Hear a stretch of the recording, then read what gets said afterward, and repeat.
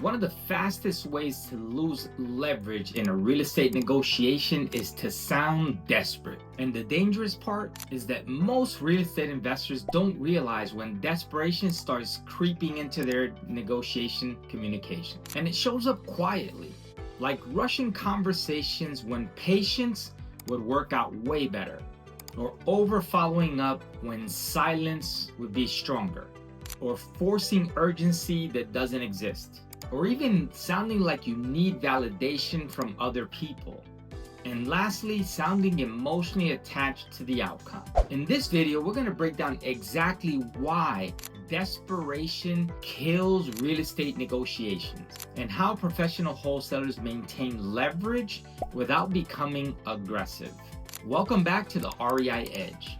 This channel is about real estate education without the hype, clear fundamentals, smarter decisions, and understanding how real estate negotiation works in the real world.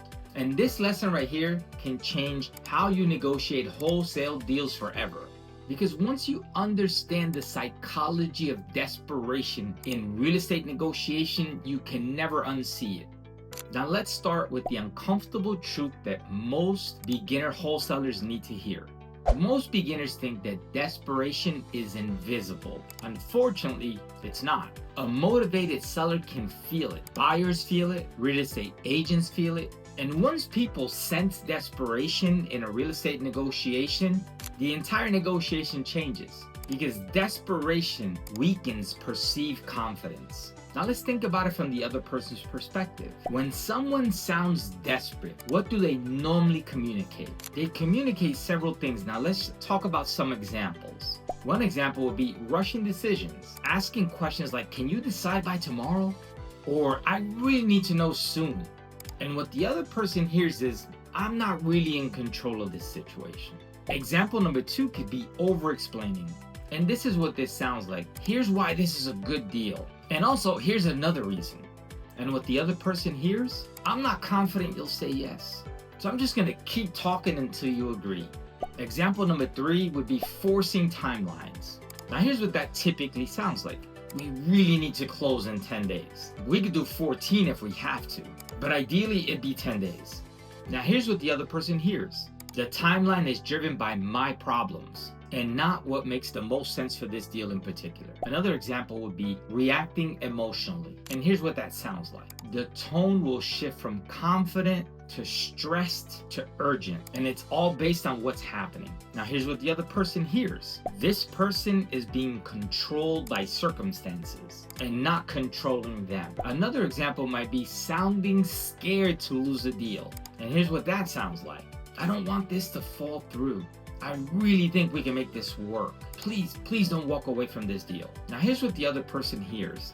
I need this more than you need this. And that energy will create imbalance in real estate deal negotiations. And here's what's critical. The moment the other person feels like they have more emotional leverage than you do, they use it. And it's not even necessarily because they're manipulative, but because that's how negotiations really work. And desperation invites renegotiation. Now let me walk you through how this typically unfolds during a real estate wholesale deal. A beginner wholesaler gets a property under contract with a motivated seller, which is a good start. But they don't have strong buyers lined up yet. And now there's pressure because every contract has an expiration date. So here's what happened. They panic about the assignment timing. They start calculating in their head, I only have 14 days to assign this contract. And that's only 2 weeks. And what if nobody wants it? And that internal panic starts showing externally. So they do what they think makes the most sense. They start pressuring buyers constantly. Hey, I'm just checking in with you. Did you get a chance to look at the deal I sent you yet? Or it sounds like this. Hey, I just checking in to make sure you saw it. I just need to know ASAP. So they send about 3 or 4 messages in a 24-hour span, and the buyer starts sensing this desperation. Or they over message the seller. And here's what that sounds like. Hey, I just wanted to give you a quick update. We're still working on getting this thing closed. I'll give you an update really soon. So now that motivated seller starts thinking, why does this person sound so uncertain? Is something wrong that they're not sharing with me? The other thing that tends to happen is a new investor becomes way too emotionally attached to the outcome. And here's what that looks like. Every little small setback feels like complete disaster. And the wholesaler's stress becomes very visible or palpable in the interaction. The best thing to do would be to stay calm and ask, is there something in particular you're not interested in? What parts of the deal are you not interested in? Or help me understand, what part of this are you not interested in? Because if you don't prepare slowly but surely, that type of interaction becomes very reactive instead of strategic. And what happens when the buyer starts sensing some level of weakness? Here's what that looks like. This person really needs me to buy this. So let me just see if I could renegotiate the price or the assignment fee. Another thing that could happen is the seller starts feeling uncertain. And here's what that looks like. This doesn't quite feel as solid as it did at first. Maybe I should just reconsider. And that's how negotiation leverage completely disappears. And it's not even because the wholesale deal was terrible. The numbers may have worked just fine, and the property itself may have been completely solid. But it's because that emotional control completely disappeared. And this is where desperation becomes truly dangerous in real estate investment negotiations. Desperation doesn't just weaken negotiation leverage, it destroys judgment. Now here's what happens when a wholesale beginner needs a deal way too badly. Number one is they might accept very weak terms. And that typically comes across like this. Okay, fine. I'll lower my assignment fee from $15,000 to $8,000 if you just go ahead and commit right now. No analysis, no consideration, just a panic-driven decision. Or they'll over-negotiate against themselves. And here's how that typically sounds. The buyer might say something like, I'm just not sure about this. And here goes the new wholesaler's response, immediate response to that. How about if I knock off $5,000? Or what if we just knock off $3,000 less and I cover the inspection? Or worse yet, the buyer doesn't even ask for concessions and you as the wholesaler just immediately start offering them. Another thing that tends to happen is the fees might get reduced way too soon.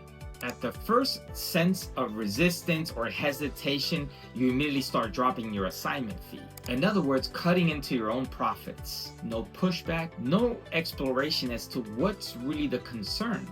Just immediate retreat in your negotiation. Another thing that happens a lot to beginners is they completely ignore red flags. For example, if your buyer has completely flaked on you for the last 3 deals you sent them, but the new wholesaler is still desperate, so they start convincing themselves, no, this time will be different. This time they'll commit and come through. Another thing that tends to happen is they tend to try to force an unstable deal sometimes.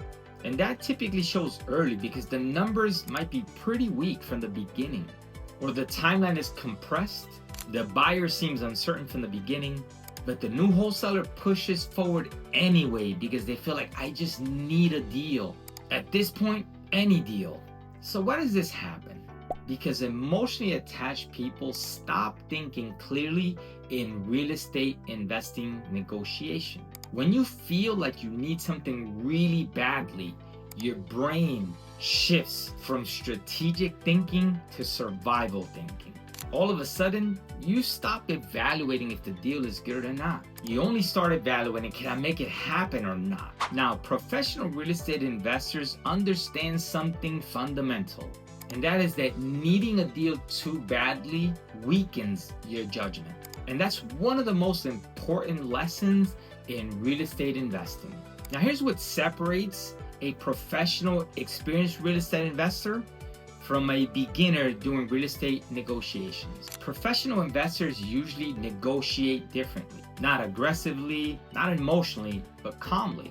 Now let me show you what that actually looks like. They tend to slow the conversation down. For example, they might say something like, take your time to think it through, or let me know when you've had a chance to review everything. And that calm pace signals control, not desperation. So instead of just talking more, they ask better questions. For instance, what concerns do you have about the property? What would make this deal work on your end? Questions signal curiosity and control. Desperation talks, confidence ask. Professionals also avoid emotional urgency.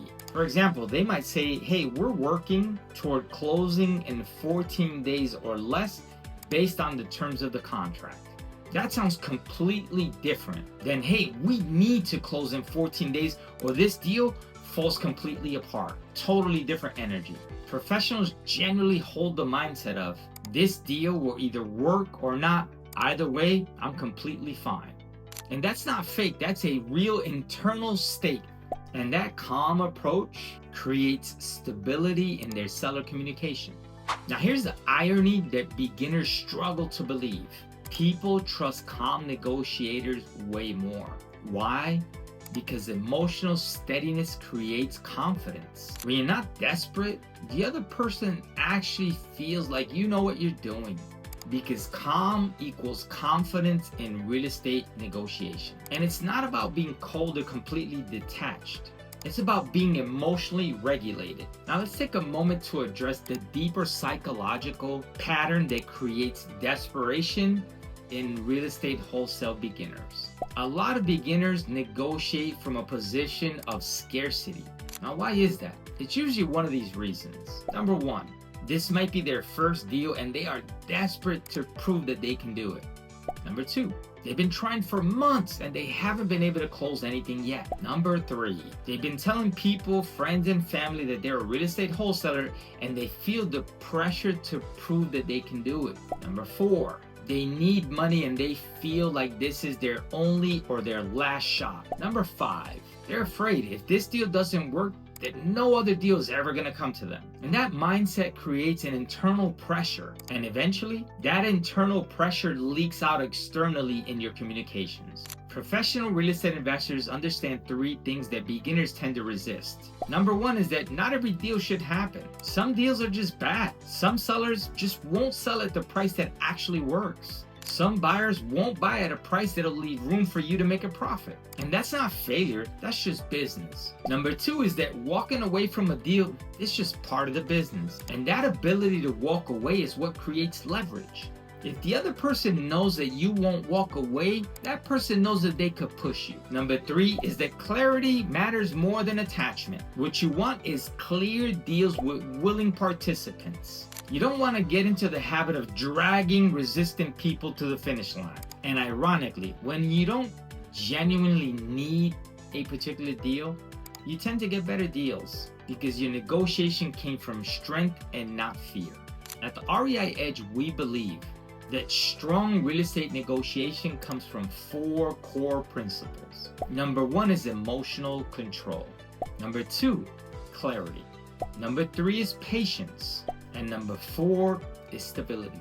Not pressure, not aggression, not manipulation. The best wholesalers in real estate investing don't sound desperate because they stay grounded, they communicate clearly, and they don't emotionally chase outcomes. And ironically, that calm energy usually creates stronger leverage in real estate deal negotiation. Why? Because when you're not desperate, you're more willing to walk away. And that's a professional operator's mindset. If you want to learn how to wholesale real estate professionally without emotional negotiation, making mistakes, or desperation, subscribe to the REI Edge. In the next video, we'll break down why most investors confuse motion with progress and how constant activity can actually mask the lack of real forward movement or momentum. Because in real estate investing, desperation doesn't actually create leverage. Clarity does. And clarity is the edge.